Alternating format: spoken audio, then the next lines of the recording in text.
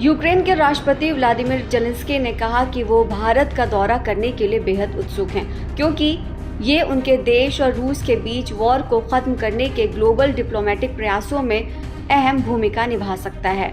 उन्होंने भारतीय मीडिया से बातचीत के दौरान कहा कि भारत एक प्रभावशाली देश है, न केवल दुनिया में बल्कि बहुत ही संशयवादी देशों के बीच भी। अगर हम इस युद्ध और रूस के प्रति भारत का रवैया बदल देंगे तो हम युद्ध रोक देंगे। यूक्रेनी राष्ट्रपति ने प्रधानमंत्री मोदी की पहली कीव यात्रा को ऐतिहासिक बताया। वहीं प्रधानमंत्री मोदी ने जेलेंस्की को भारत आने के लिए निमंत्रण दिया है।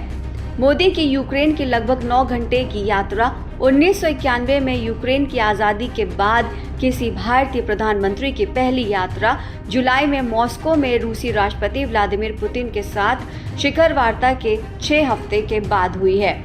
बायलैटरल मीटिंग के दौरान मोदी ने पहले जेलेंस्की से कहा था कि यूक्रेन और रूस दोनों को बिना समय बर्बाद किए चल रहे इस वॉर को ख़त्म करने के तरीक़े ढूंढने चाहिए और साथ में बैठकर बातचीत करना चाहिए। भारत फरवरी 2022 से इस संघर्ष की शुरुआत के बाद से शांति के पक्ष में रहा है।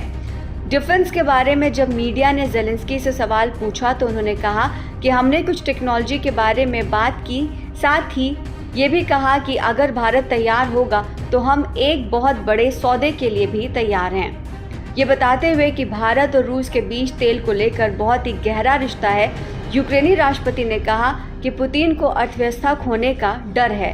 उनके पास तेल के अलावा कुछ भी नहीं है। उनकी मुख्य मुद्रा यानी कि करेंसी ही तेल है। उनके पास एक प्रकार के एनर्जी बेस्ड इकोनॉमी है जो कि एक्सपोर्ट ओरिएंटेड है। जेलेंस्की ने आगे ये भी कहा कि जो देश रूसी संघ से ऊर्जा संसाधन इंपोर्ट करते हैं वो पूरी दुनिया की मदद करेंगे। साथ ही साथ यूक्रेनी जेल में भारतीय नागरिकों के बारे में जेलेंस्की ने इस बात से इनकार कर दिया कि वहां कोई भारतीय नागरिक भी था, लेकिन उन्होंने कहा कि अगर वहां ऐसा है, अगर कोई भी भारतीय नागरिक वहां की जेल में बंद है तो हम उन्हें जल्द से जल्द रिहा कर देंगे और तुरंत प्रधानमंत्री मोदी को इसकी सूचना देंगे। वहीं यूक्रेन के राष्ट्रपति व्लादिमीर जेलेंस्की ने कहा, देश की आज़ादी के बाद प्रधानमंत्री नरेंद्र मोदी की पहली यूक्रेन यात्रा ने इतिहास रच दिया है। भारत और यूक्रेन ने कई क्षेत्रों में 4 अहम दस्तावेजों पर हस्ताक्षर भी किए हैं। रिपोर्ट के मुताबिक अधिकारियों ने बताया कि इन समझौतों से कृषि, खाद्य उद्योग, मेडिकल, संस्कृति और मानवीय सहायता के क्षेत्रों में सहयोग सुनिश्चित होगा।